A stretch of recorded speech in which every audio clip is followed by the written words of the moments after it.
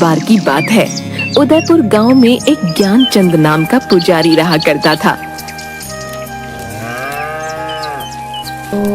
वो गांव के एक छोटे से मंदिर में पूजा पाठ किया करता था।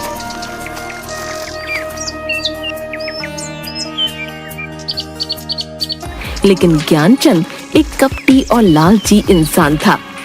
एक दिन गांव का सबसे धनी बनिया कुछ सोने की मोहरें और चांदी के सिक्के लेकर मंदिर आता है और ज्ञानचंद पुजारी से बोला, ये लीजिए पुजारी जी, आज भगवान के चरणों में देने के लिए कुछ दान लाया हूँ। अरे हाँ हाँ, क्यों नहीं। भगवान के चरणों में जो भी तुम सच्ची भावना से चढ़ाओगे उसका तुम्हें दुगना ही मिलेगा। हाँ। जिसके बाद वो धनी बनिया सोने की कुछ मोहरें और चांदी के कुछ सिक्के मंदिर की दान पेटी में डाल देता है। ये देखकर ज्ञानचंद पुजारी की आंखों में लालच आ जाता है। अरे बाबा, इतना सारा धन अगर ये मुझे मिल जाए तो मेरे तो मजे ही आ जाएंगे। हाँ बाबा, पूरी जिंदगी इस मंदिर का पुजारी बनकर नहीं गुजारनी पड़ेगी। हाँ। अच्छा पुजारी जी, अब मैं चलता हूँ। जिसके बाद वो वहाँ से चला जाता है। तभी ज्ञानचंद दान पात्र में से धन निकालकर एक पोटली में अपने घर ले जाता है।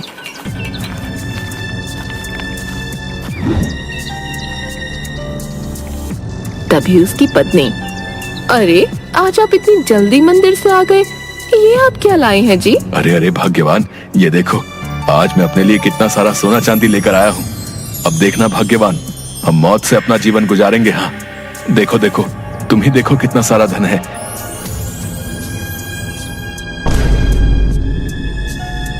अच्छा, अब हम यहाँ और नहीं रह सकते, हमें यहाँ से जाना होगा। चलो यहाँ से। अरे ये क्या बोल रहे हैं आप? आखिर हम जाएंगे कहाँ? मेरी तो कुछ समझ नहीं आ रहा। जरूर आप मुझसे कुछ छुपा रहे हैं। ये धन कहाँ से लाए हैं आप? मुझे कुछ भी ठीक नहीं लग रहा। अरे भाग्यवान, जितना कहता हूँ बस उतना करो। चलो यहाँ से।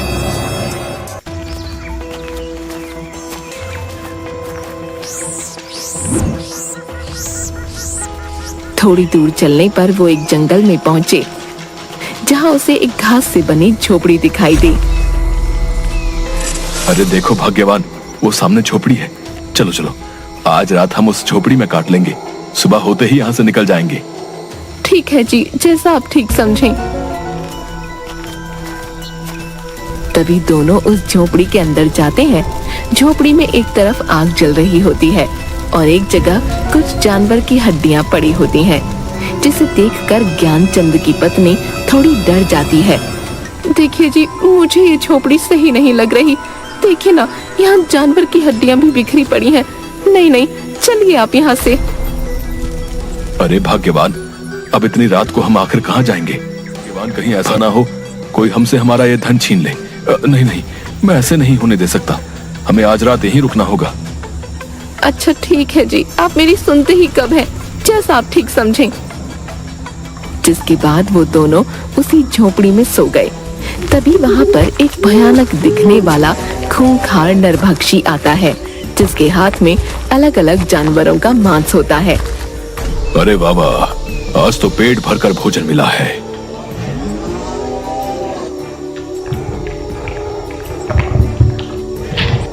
हाँ, आनंद आ गया। तभी उसे ज्ञानचंद पुजारी के सोने की आवाज सुनाई देती है, जो खर्राटे मार रहा होता है। अरे ये किसकी आवाजें आ रही हैं? कौन है यहाँ? तभी वो देखता है पुजारी और उसकी पत्नी उसकी झोपड़ी में जमीन पर सो रहे होते हैं। अरे वाह वाह, आखिरकार मेरे लिए नया भोजन आ ही गया। बहुत दिन हो गए किसी इंसान का मांस नहीं खाया, और अब नर और मादा दोनों इंसानों का मांस खाने को मिलेगा। वाह। ज्ञानचंद और उसकी पत्नी की नींद खुल जाती है।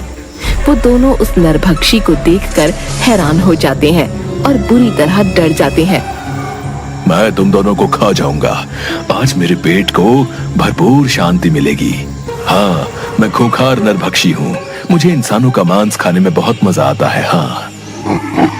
अरे अरे, हमें छोड़ दो। मुझे नहीं पता था ये तुम्हारी झोपड़ी है। हमें रुकने के लिए शरण चाहिए थी, इसलिए इस झोपड़ी में आ गए। छोड़ दो, हमें जाने दो। मैं एक मंदिर का पुजारी हूँ और पूर्ण रूप से शाकाहारी हूँ। कभी मांस को हाथ नहीं लगाया है।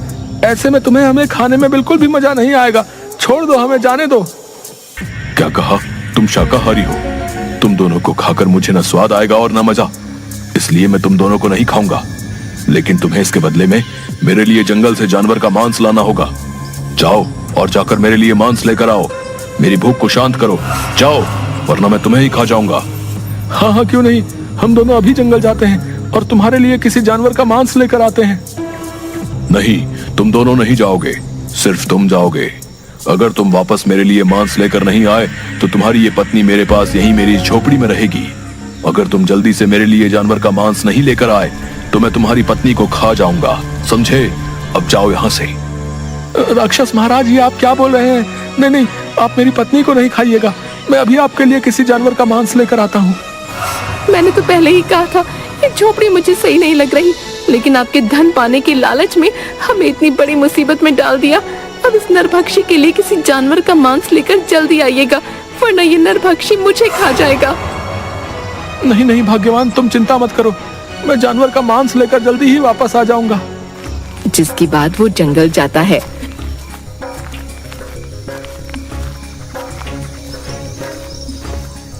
जंगल में थोड़ी दूर देखता है एक भालू का छोटा बच्चा मरा हुआ पड़ा है, जिसे कुछ चील कौवे नोच रहे थे।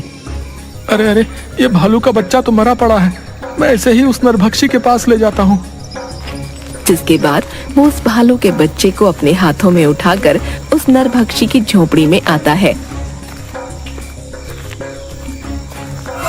तभी ज्ञानचंद देखता है कि उसकी पत्नी नीचे जमीन पर पड़ी हुई है और नरभक्षी बड़े मजे से उसके शरीर का मांस नोच नोच कर खा रहा है। ये देखकर ज्ञानचंद हैरान रह जाता है और जोर जोर से रोने लगता है। हाय हाय कपटी नरभक्षी, ये तूने क्या किया? तू मेरी पत्नी को ही खा गया। अरे मैं तो तेरे लिए जानवर का मांस लेकर आया हूँ, लेकिन तुझे जरा भी सब्र नहीं हुआ, मेरी पत्नी को ही मार डाला। तुम्हें आने में इतनी देर कैसे हो गई? मुझसे अपनी भूख सहन नहीं हुई, इसलिए मैंने तुम्हारी पत्नी को ही खा लिया। ये मैंने क्या कर दिया? मुझे माफ कर देना भाग्यवान, मैं तुम्हारे प्राण नहीं बचा पाया, माफ कर देना। न मैं मंदिर से धन चुराता और न हम यहाँ इस जंगल में आते। मेरे लालच ने मुझसे ये क्या करवा दिया। हाँ, आज के लिए इतना भोजन ठीक है, चलो अब थोड़ा विश्राम कर लेता हूँ। हाँ।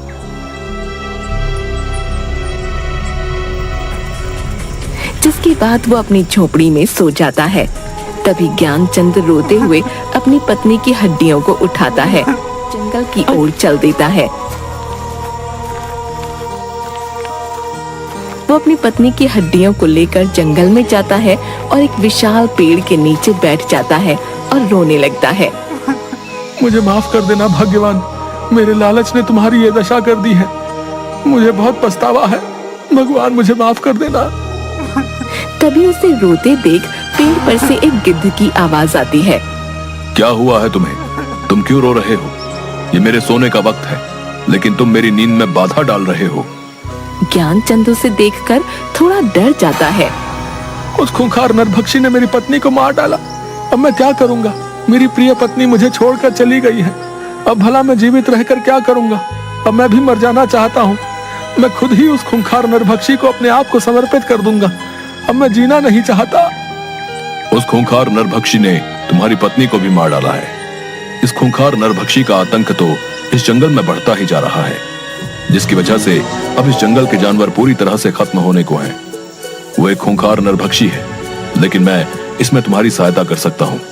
तुम्हारी पत्नी फिर से जीवित हो जाएगी। ज्ञानचंद ये सुनकर थोड़ा खुश हो जाता है। क्या सच में तुम सच बोल रहे हो? क्या मेरी पत्नी फिर से जीवित हो सकती है? तुम कौन हो?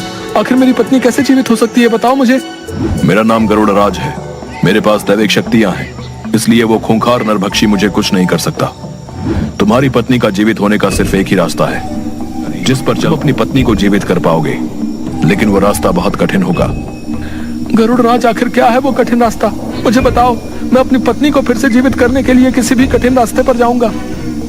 इस जंगल के उस पार एक गुफा है, जिसमें एक बहुत ही महान तपस्वी देवराज रहा करते हैं। तुम्हें उनसे मिलना होगा, वही तुम्हारी पत्नी को फिर से जीवित करने की राह दिखाएगा। लेकिन देवराज तपस्वी किसी भी इंसान को अपनी गुफा में इतनी आसानी से आने नहीं देता। तुम्हें उससे मिलने के लिए कई चुनौतियों का सामना करना पड़ेगा। गरुड़ राज, मैं जरूर उस गुफा में उस महान तपस्वी के पास जाऊंगा, चाहे फिर मुझे कितनी ही मुश्किलों का सामना क्यों ना करना पड़े।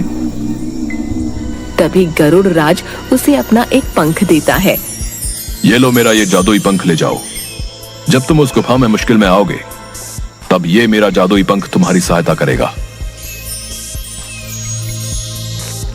ज्ञानचंद वो पंख लेकर जंगल के पार वाली गुफा में जाता है।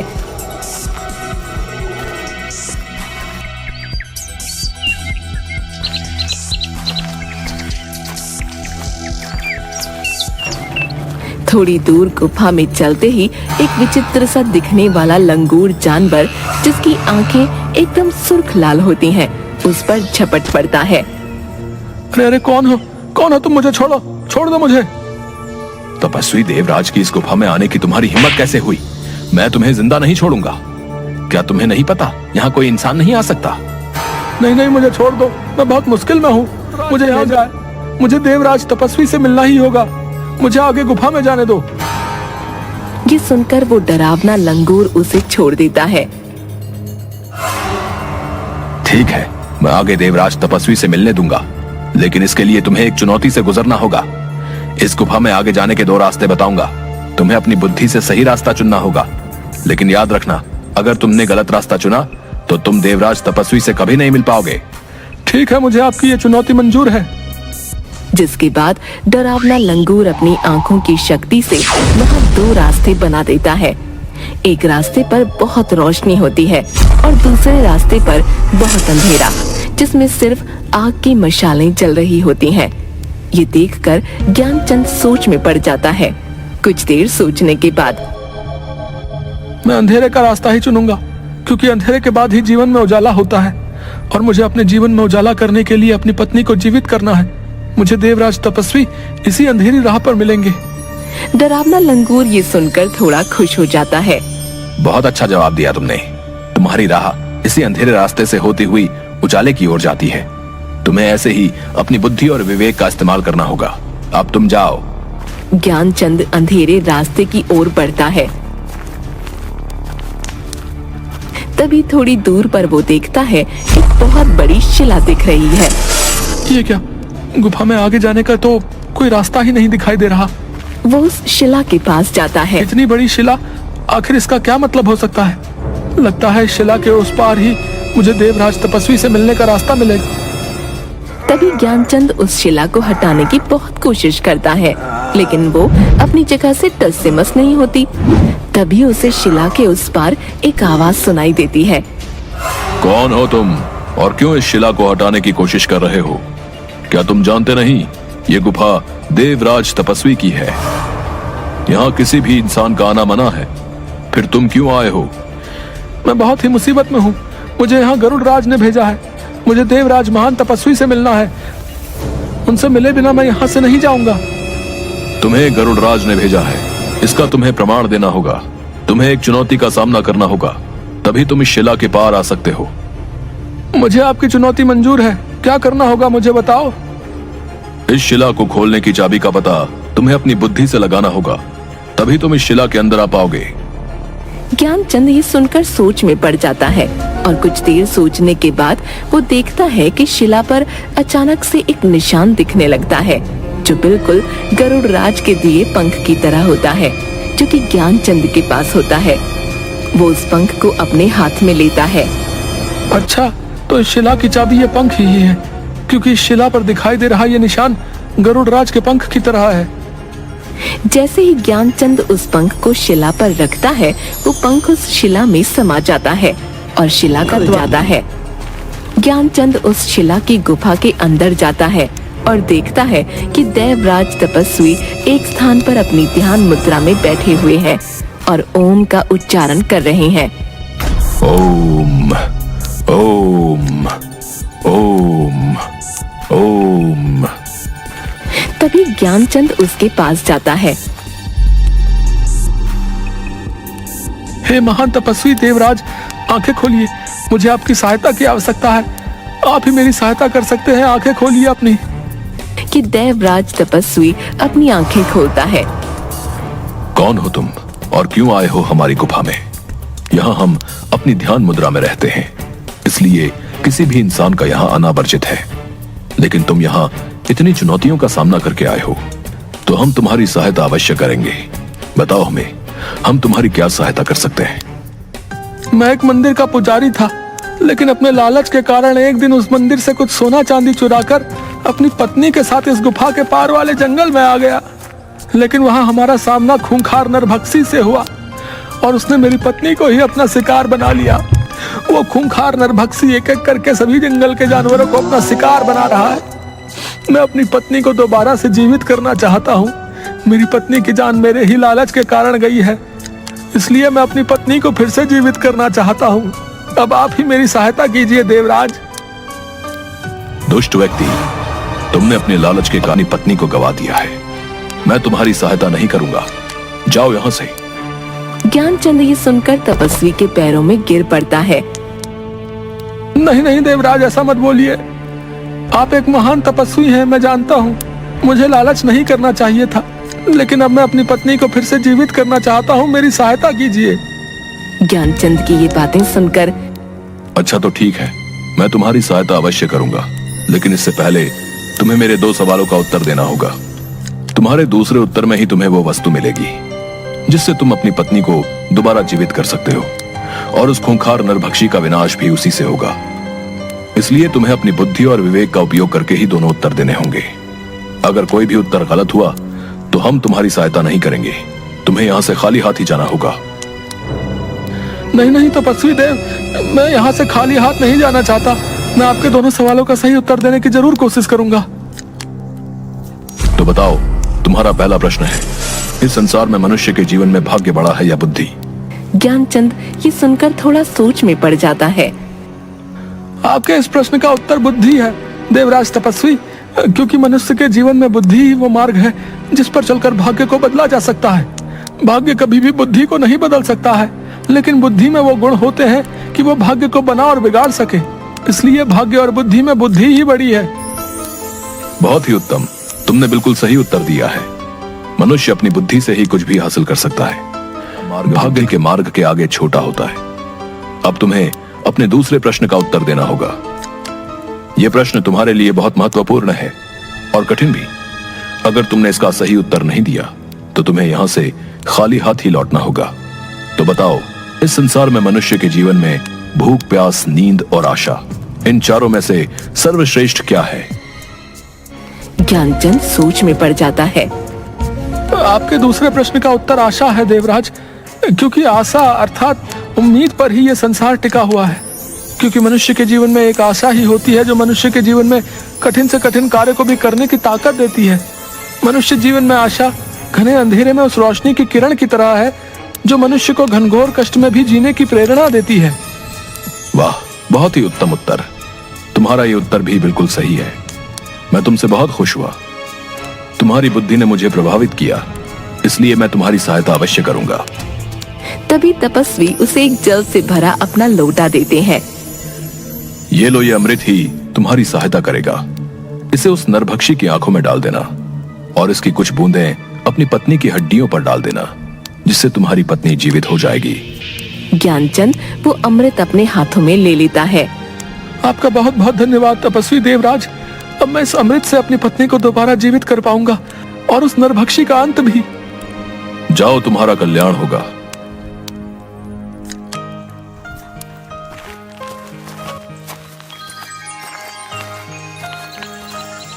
जिसके बाद ज्ञानचंद अमृत लेकर उसी जंगल में जाता है। तभी उसे वो नरभक्षी मिलता है। नरभक्षी ज्ञानचंद के हाथ में वो अमृत का लोटा देख लेता है। अच्छा, तो तू उस तपस्वी देवराज के पास गया था। उसने ही तुझे मेरे अंत का रास्ता बताया होगा, लेकिन मैं ऐसा नहीं होने दूंगा। मैं तेरे सामने ही नहीं आऊंगा तो तू मेरी आंखों पर यह अमृत भी नहीं डाल पाएगा। लेकिन मैं तुझे जिंदा नहीं छोड़ूंगा। हाँ, मैं तुझे भी खा जाऊंगा। और नरभक्षी ज्ञानचंद को अपने दांतों से उसकी गर्दन से पकड़ लेता है। तभी वहाँ गरुड़ राज पेड़ से खूंखार नरभक्षी के ऊपर छलांग मारता है और नरभक्षी ज्ञानचंद की गर्दन को छोड़ देता है।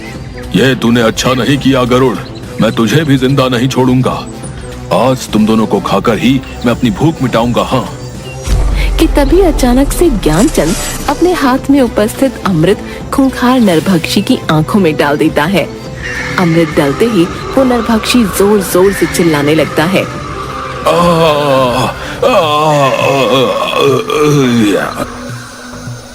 और देखते ही देखते जलकर भस्म हो जाता है, जिसके बाद ज्ञानचंद और गरुड़ की आंखों में थोड़ी खुशी दिखाई देती है। नरभक्षी का तुमने अंत कर दिया है। वाकई तुम बहुत बहादुर निकले। अब जाओ और अपनी पत्नी की हड्डियों पर इस अमृत की बूंदें डाल दो। जिसके बाद ज्ञानचंद अपनी हड्डियों पर उस अमृत को डाल देता है, जिसके बाद उसकी पत्नी दोबारा जीवित हो जाती है, जिसे देखकर ज्ञानचंद खुश हो जाता है। आखिर तुम फिर से जीवित हो ही गई भाग्यवान। तुम मेरे पास दोबारा लौट आई हो। मेरे लिए इससे बढ़कर और कुछ भी नहीं। लेकिन ये सब कैसे हुआ जी? मुझे तो उस खूंखार नरभक्षी ने मार डाला था, फिर ये सब कैसे हुआ? जिसके बाद ज्ञानचंद अपनी पत्नी को सारी बात बताता है। आप तो सच में एक बहादुर इंसान निकले जी। आपने लालच में जो पाप किया था उसकी सजा आपको इस रूप में मिली जी। आपके लालच ने मुझे सदैव के लिए आपसे दूर कर दिया था, लेकिन आपके पश्चाताप और मुझे दोबारा जीवित करने की इच्छा ने मुझे फिर से आपके पास वापस ला दिया है। अब आप कभी भी लालच की झांसे में मत आइएगा। हाँ नहीं भाग्यवान, मुझे समझ आ गया है। मनुष्य को लालच सिर्फ विनाश की ओर ही ले जाता है। दोनों खुश रहो। आज तुम्हारी वजह से इस जंगल को इस नरभक्षी से मुक्ति मिली। धन्यवाद। आपका भी बहुत बहुत धन्यवाद गरुड़ राज। आपकी सहायता के बिना ये संभव नहीं था।